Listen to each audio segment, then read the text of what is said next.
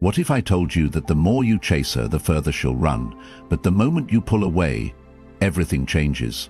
You're hurt, you're confused, you're doing everything to win her back, but she keeps slipping further away. What if I told you the very thing that feels like giving up is exactly what makes her come back? Sometimes walking away isn't weakness, it's power, because when you stop giving her the attention she took for granted, she'll start craving what she thought she didn't need. The shift doesn't happen when you try harder, it happens when you disappear with purpose. Distance creates desire. When you control it, right now, you're standing at a crossroads. Keep clinging to someone who's slipping away, or become the version of you she can't stop thinking about. If you're ready to reclaim your value, hit the like button, subscribe, turn on notifications, and comment below. I choose distance over desperation. Let's get into it. Number 1. The strength to say nothing. The moment she walked away, your instincts probably screamed, explain yourself, reach out, find closure. You wanted to make her understand what she meant. Maybe you even typed a long message only to backspace it all in silence. And now, that silence, it feels unbearable. It feels like defeat. But that's the illusion. Because in reality, silence is not weakness, it's command. Most men break the quiet because they can't bear the ambiguity. They want to control the outcome, soften the rejection, make her see their pain. But every time you reach out, you confirm her decision. You show her you're still under the spell. You become predictable, available. And in a world where power and presence are currency, availability without value becomes noise. Stoicism teaches us one of the most difficult truths. You cannot control another person's choice, but you can control your response to it. And silence, when rooted in self-respect, isn't passive. It's a statement. It says, I will not argue with what is. I will not chase what's choosing to walk away. That kind of silence is magnetic, because it refuses to plead. It holds its shape. It leaves space for her to feel the gravity of your absence. Think of it like walking out of a room quietly after being disrespected. No storming out, no last words, just presence, then absence. And that absence echoes louder than any monologue ever could. When you stay silent, she has no script to follow, no emotional cues to mirror, no reassurance that you're still circling around her like a satellite. She has to sit with the void you used to fill, and that space becomes uncomfortable. Not because you punished her, but because you no longer participate, and your non-participation forces her to reflect. Maybe not today, maybe not even next week, but the seed is planted. Your calm speaks volumes, and your stillness unsettles. This is not about pretending you don't care, it's about choosing not to perform your pain.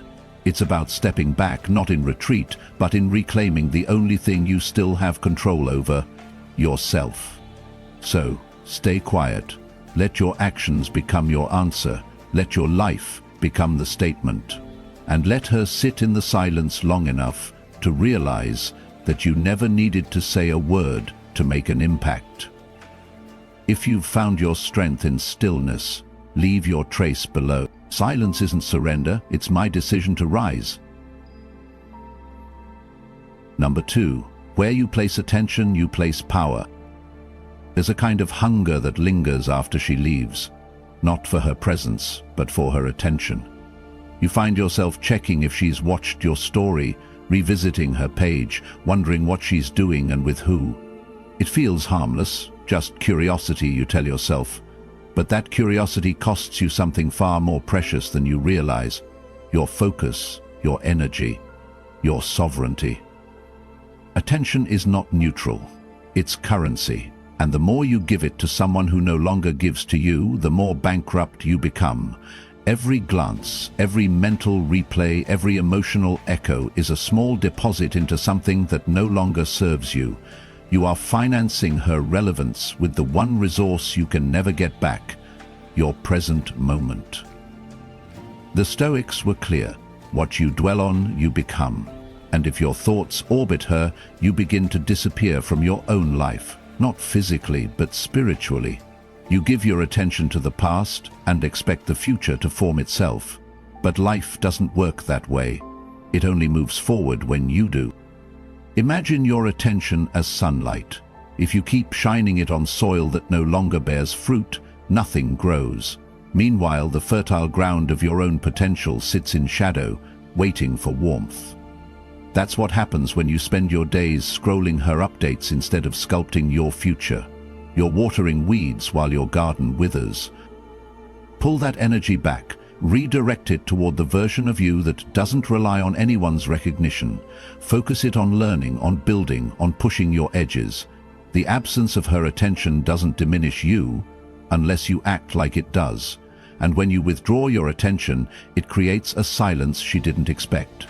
A void where your energy used to be, a missing presence that makes her question what changed. Psychologically, this is where momentum begins. You stop reacting and start reclaiming. You don't need her to notice you. You need to become so focused on your own growth that her notice becomes irrelevant.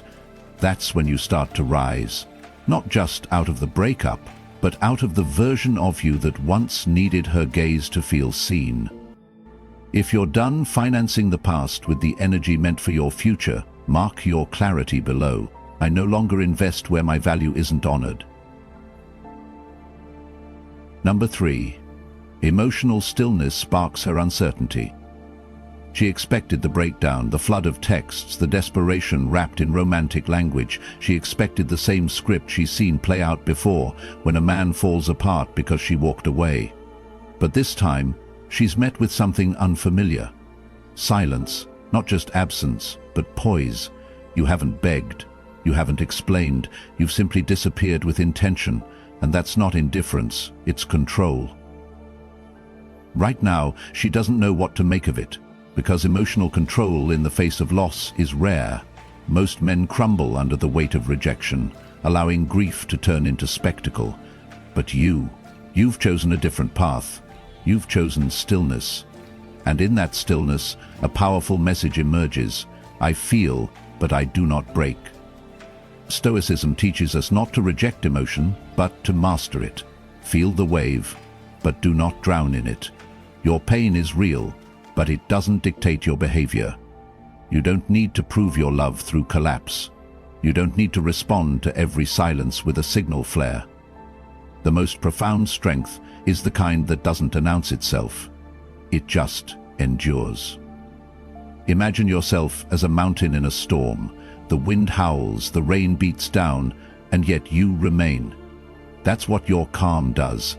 It unsettles her, not because you're playing games, but because she no longer has access to the emotional levers she once pulled. Her control over your response has dissolved. She no longer knows how you feel, or if you feel at all. That uncertainty creates friction, and friction creates curiosity. You become a mystery, not by trying to be one, but by refusing to be predictable. She's waiting for a crack, a signal, a slip, and all she gets is quiet strength. That quiet makes her question her assumptions. Why hasn't he reached out? Is he over me? Was I wrong about his need for me? And these questions, left unanswered, are what build obsession, not your effort, not your pain, your This isn't about manipulation. It's about recentering your power. Because when you no longer allow someone to read your emotions like an open book, you become something more than just another man heartbroken.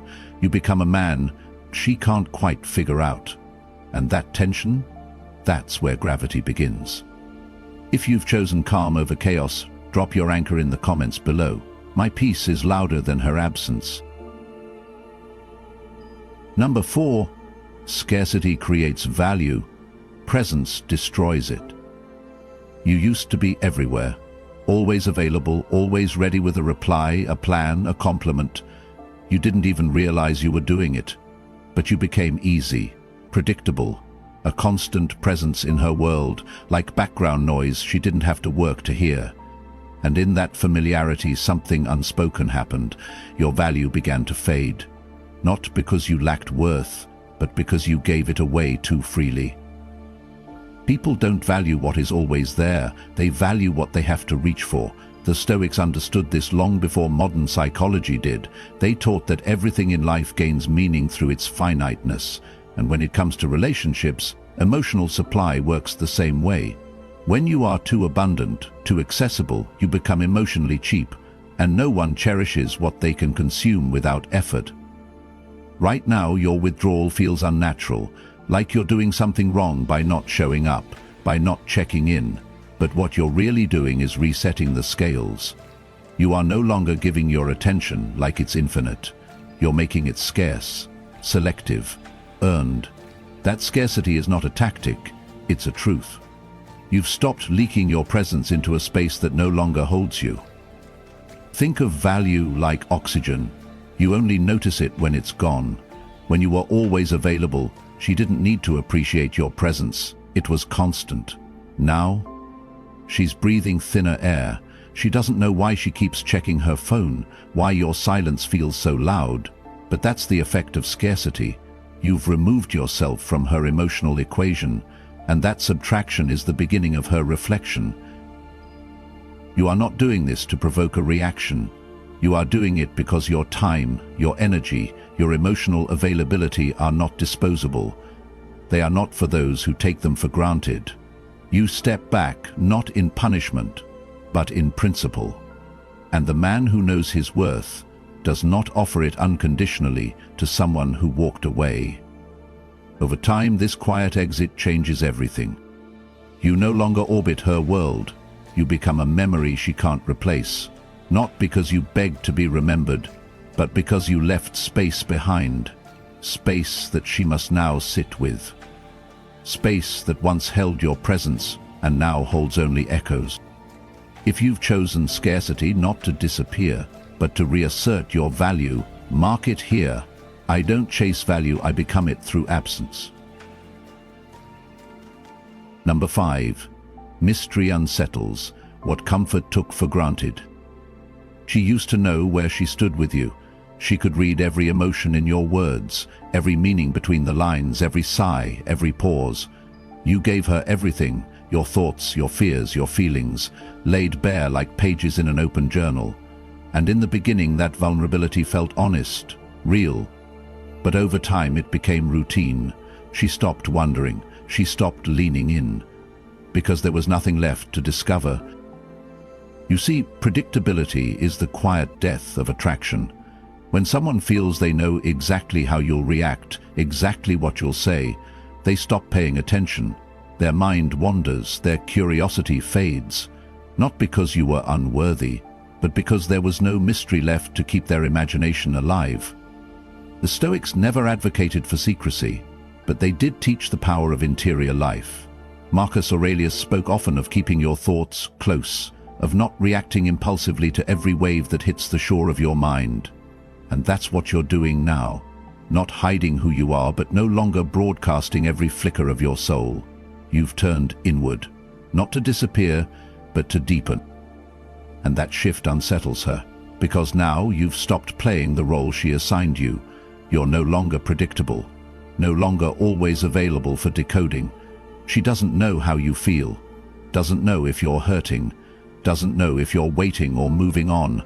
You've become opaque, and in that uncertainty, a new kind of energy begins to grow, an energy she can't quite label. She checks your page, nothing new. She wonders if you're thinking of her, but there's no signal, no breadcrumb.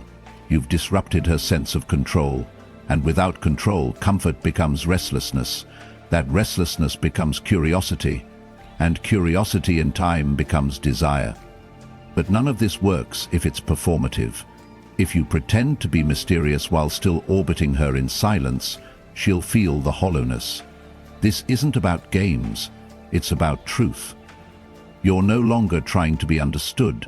You're simply choosing not to be read like a cheap novel. You're living, building, becoming, and she has no window into that process anymore. When you stop explaining yourself, you give her only one option: wonder. And wonder, when unanswered, becomes memory, the kind that lingers. If you've traded clarity for quiet strength, share your presence with this. She doesn't need to understand me. My silence says enough. Number 6. Self-discipline is the door out of suffering. There's a moment after loss when the silence wraps itself around you. The world keeps moving, but you don't. You wake up slower, you sleep later, you scroll longer. Her name still lives in the pauses of your day, and somewhere deep inside you start telling yourself that feeling this way is part of the process, that your pain is proof that you loved deeply. But pain, when left unchallenged, becomes indulgence, and indulgence becomes identity. You are not here to suffer endlessly. The Stoics never worshipped pain. They respected it only when it served as a forge, when it burned away the softness and revealed the steel underneath. You can cry, you can ache, but you cannot stay there, because the longer you cradle your suffering, the more it shapes you into something passive, something small. Right now, every ounce of energy you give to your grief is energy you are not using to rebuild. You tell yourself you're not ready to move, but readiness isn't a feeling, it's a discipline. You don't wait for clarity to act. You act, and clarity finds you. That is the Stoic path, not suppression, not avoidance, action. Go to the gym, even if your body feels like stone. Read something that challenges your mind, even when it feels heavy. Sit with discomfort without trying to numb it through distractions. Every day you move forward, you're teaching your nervous system a new pattern. I don't wait for motivation. I lead with intention. She's no longer watching. And that's good, because the progress you're building now isn't a performance, it's permanent. It's the foundation of a life she no longer has access to.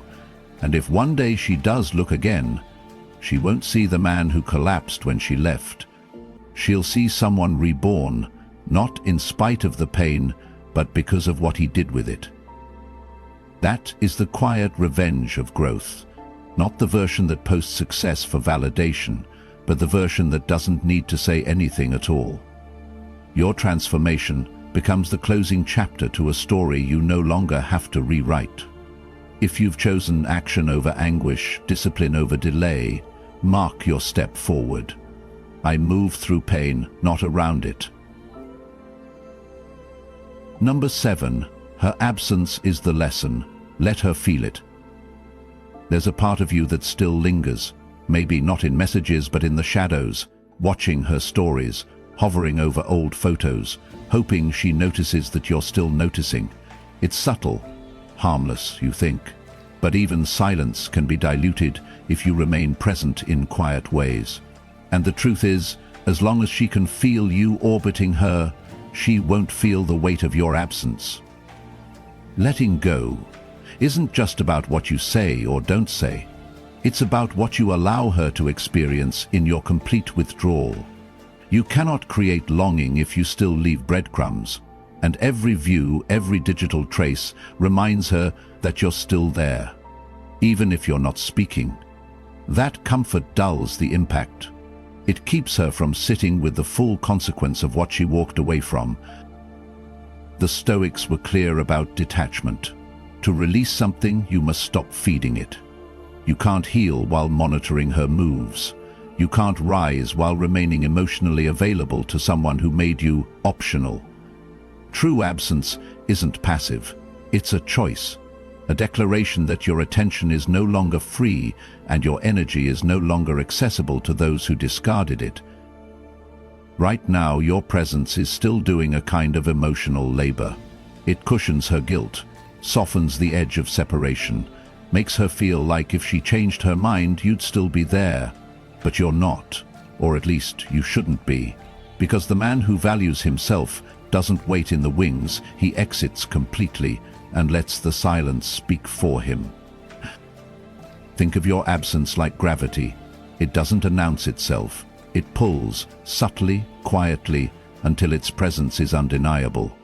But gravity only works when it's consistent. If you go dark, then reappear in small ways, you create noise where there should be contrast. You weaken the lesson your silence is meant to teach. Let her sit in it. Let her remember what your presence once felt like, not because you remind her, but because nothing else matches it. Let her hear the quiet where your voice used to be. Let her scroll and find nothing. Let her reach and feel air. Not to punish, but to close the loop, to give her the chance to realize, not through confrontation, but through emptiness, what she let go. If you've decided to let your silence be complete, say it clearly. I leave no echoes. I leave space to be remembered. Number 8. Real power is refusing to chase. There's a quiet desperation that hides behind every attempt to win her back. It dresses itself in dignity. Phrases like, "I just want closure," or "I need her to understand." But underneath, it's fear. The fear of letting go. The fear that if you don't fight for her, she'll forget you. So you keep the door half open, even if she's long walked through it. But here's the Stoic truth. No one truly returns to someone who has not yet left the door behind. If you want her to see your worth, you must stop offering it. If you want to be respected, you must stop negotiating for attention. Real power is not in pursuit. It's in the refusal to chase. You don't need to explain yourself again. You don't need to show her how much you've changed. Because every time you try to prove your value to someone who let it go, you quietly declare that you doubt it yourself. And that doubt shows in every action, every message, every silent hope you carry. Stoicism teaches us to act from principle, not from emotion. You feel the pull. That's natural. You want to bridge the silence to make things right. But ask yourself, is this truly for you or for her validation? Are you moving toward closure, or are you afraid of starting over without the idea of her lingering beside you? Refusing to chase doesn't mean you've stopped caring. It means you've chosen clarity over illusion. You've chosen to step off the battlefield, even if she still holds the sword. It's not surrender, it's transcendence. You rise above the need to be chosen, because you've already chosen yourself. Imagine what it looks like to simply disappear, not as an act of war, but of peace. To stop seeking signs, stop checking for a change in her tone, stop hoping she'll come to her senses. That's not coldness, that's discipline. That's remembering your worth isn't determined by her recognition. It's rooted in your refusal to abandon yourself in pursuit of someone who walked away. And if she does come back, it should never be because you chased. It should be because you didn't. Because your absence became louder than any plea. Because your silence created the contrast her comfort never did. If you've chosen stillness over struggle, strength over proving, leave your trace here. I never begged to be seen. I become unforgettable by walking away. Number 9. The quietest revenge is becoming untouchable. You've imagined it more than once. That moment when she sees you again. Maybe on social media, maybe by chance. And she stops. Not because you said something, not because you tried, but because what you've become is undeniable. Not louder, just more. More focused, more refined, more centered. The kind of man she never expected to emerge from the ashes of what she left behind. But here's the thing. This vision isn't about her, not really. It's about you finally reclaiming the power you gave away. You spent so much time trying to be seen by her, understood by her, loved by her, that you forgot to become undeniable on your own terms. And now, your silence isn't emptiness, it's incubation. The Stoics never preached revenge, they preached refinement. Epictetus said, "First say to yourself what you would be, and then do what you have to do." You don't need to prove anything to her. You need to prove everything to the man in the mirror. Not out of bitterness, but out of honor. Every workout, every early morning, every hour spent building something she'll never see. That's the real revenge, not because she'll envy it, but because you no longer need her to. That's the break. That's the shift. You've stopped living to be remembered and started living in such a way that forgetting you becomes impossible. There's a silence in that strength. You don't post updates for effect. You don't drop hints. You just move forward, upward, inward. And while she may feel curiosity, even regret, none of that fuels you anymore. You've become the man she only thought she knew. The one who loved deeply, yes, but who loved himself more once the storm passed. You're not chasing recognition. You're becoming the version of yourself that makes everything she walked away from feel like a miscalculation, not because you sought to hurt her, but because your glow returned in the one place she no longer has access to. And that, in the end, is the sharpest blade. Indifference forged in effort, presence built in solitude, value reinforced in silence. She left you one version of yourself, and now she'll never get access to the one you've become. If you're building a life that doesn't beg to be seen, just lived fully, speak it here. I rise quietly, and that's what makes her notice.